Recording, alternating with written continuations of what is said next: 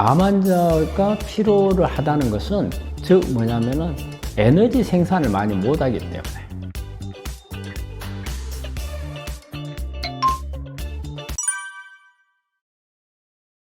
우리 암 환자뿐이 아니고 모든 사람이 먹는 게 중요하죠. 어떻게 보면은 모든 질병도 먹는 것으로부터 시작을 하고 모든 치료도 먹는 것으로부터 시작을 해요. 우리가 암 환자들한테 저희가 이제 먹는 것에 대해서 이야기를 할 때 우리가 음식이 면역에 대해서 영향을 주는 게 80%라고 그래요. 우리 면역이 만들어지는 것은 대부분 다 장을 통해서 우리가 면역은 만들어지는 거거든요.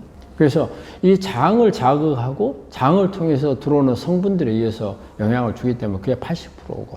그런데 음식 때문에 암이 발생하는 것은 30%라고 그래요.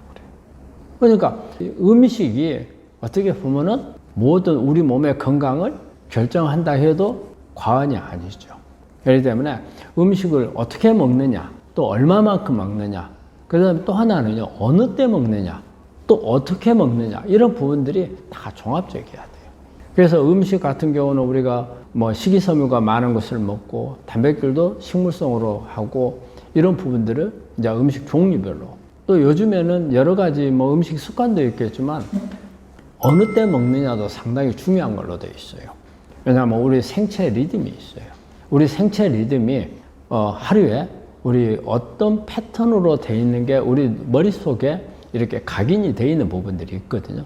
근데 이걸 어긋나게 했을 경우에 내 몸에서 스트레스가 생기고 이게 소화가 안 되고 장이 나빠지고 면역이 떨어지고 이런 과정으로 갈 수가 있거든요. 그래서 항상 규칙적인 식사를 하는 이런 부분도 중요하거든요. 그래서 음식은 암뿐이 아니에요. 모든 질환의 원인도 될 수가 있고 치료 요인도 될 수가 있습니다. 우리가 일단 소화는 우리 입에서 시작을 해서 항문 있는 데까지예요. 모든 장에서 소화 문제.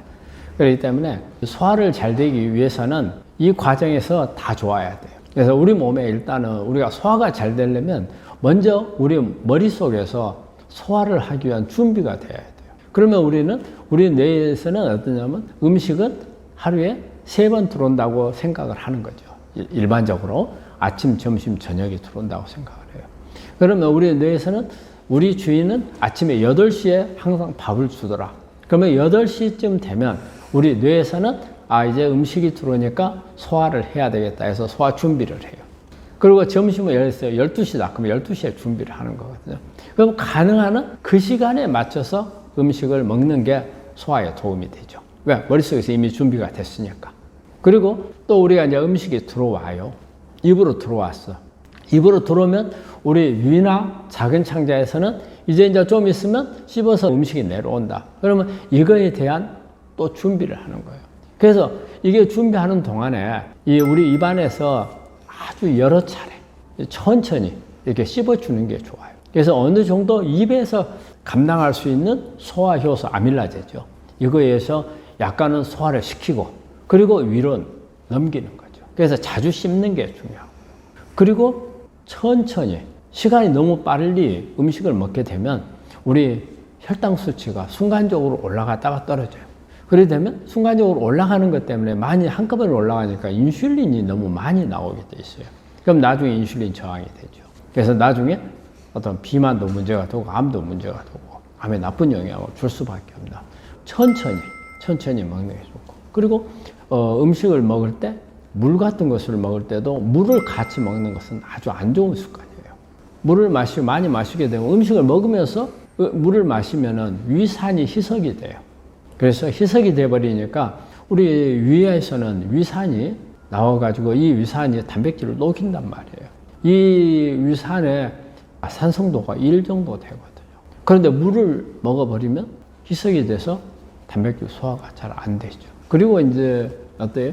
우리 암 환자들이 이제 소화하기에 이제 어려운 부분들을 보자면 암 환자들은 특히 이제 항암을 하거나 방사선을 하거나 그러면 이제 장 손상을 입어서 이렇게 오는 부분들이 있기 때문에 일단 뭐 구강에서 어떤 그 염증이 생기지 않도록 하는 게 중요하고 그리고 또 위장 장애가 오는 것을 오지 않도록 예방을 해야 되고, 만약에 위장장애가 있다면 그 부분은 빨리 개선을 해야 되고, 그리고 어떤 우리 작은 창자나 대장에서도 마찬가지로 여러 가지 변비 문제라든지 이런 부분들을 해결을 해야 되고, 그래서 우리가 변을 보는 것도 상당히 중요하거든요. 그래서 우리 환자분들은 소화하는 데 있어서는 식이섬유 같은 것을 많이 먹는 게 중요하고, 그런데 이 부분이 소화가 잘 안 되고 하는 경우에 우리가 소화제를 저희는 먹는 것을 권하거든요. 그런데 우리 환자분들이 소화제도 약이니까 안 먹는다고 하는 분들이 있어요. 근데 그거는 잘못 생각하신 거예요. 우리 소화제는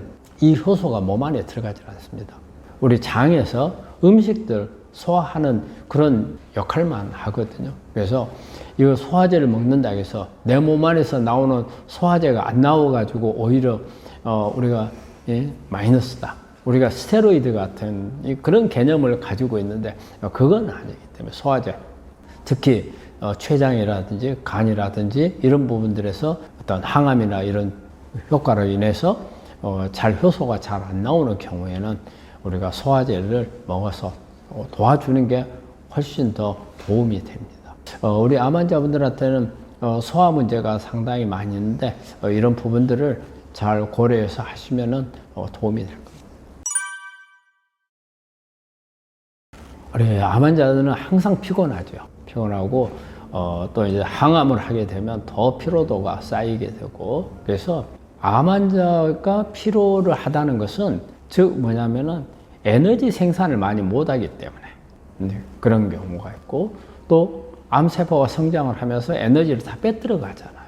빼들어 가서 피로도가 쌓이게 되고, 또 이 항암을 하거나 하면은 여러 가지 증상들이 통증이라든지 오심, 구토라든지 뭐 설사, 그리고 구내염, 여러 증상들, 이런 부분들이 다 같이 겹치면서 피로가 쌓이는 거거든요.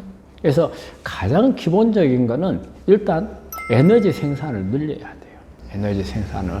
그러려면 에너지 생산은 우리 세포에 있는 미토콘드리아에서 에너지를 만드는 거거든요. 이 부분을 활성화를 시켜줘야 돼요. 그러면 미토콘드리아는 우리 몸에서 에너지를 만드는 발전소 역할을 하거든요. 우리가 이 발전소에 충분하게 에너지를 생산할 수 있도록 도와주는 게 우리가 균형 있는 식단을 잘 해야 되겠죠.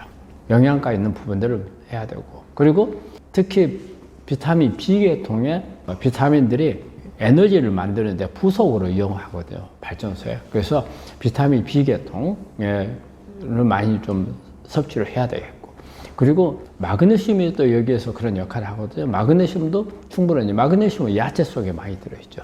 이런 부분들을 많이 먹어야 되겠고, 그리고 이런 미토콘드리아에서 에너지를 만들다 보면 산화물들이 많이 나오거든요.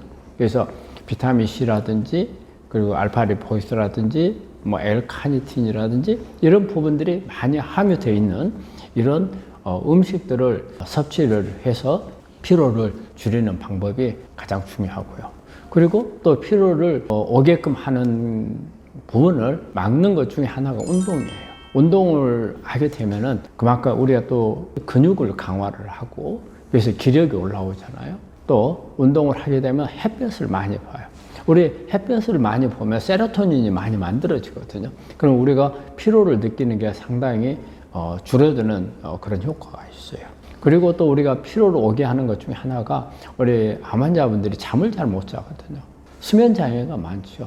일단 우리가 잠을 못 자면은 당연히 그 다음날 피로할 수밖에 없잖아요. 그래서 수면을 잘 유지할 수 있는 방법들. 우리가 암 환자 수면은 정말 여러 가지 잠을 잘 못 자는 분들은 방법들을 강구를 하셔야 돼요. 그래서 잠을 충분히 잘 수 있는, 우리가 항암을 하거나 이런 부분이 이렇게 되면 당연히 잠을 못 자잖아요. 근데 이것을 항암을 하고 그러기 때문에 당연히 잠이 안 온다, 이렇게 생각하기보다는 그런 상황에서 어떻게 해서 잠을 더 잘 수 있는가, 이런 방법들을 강구하는 게 좋고요.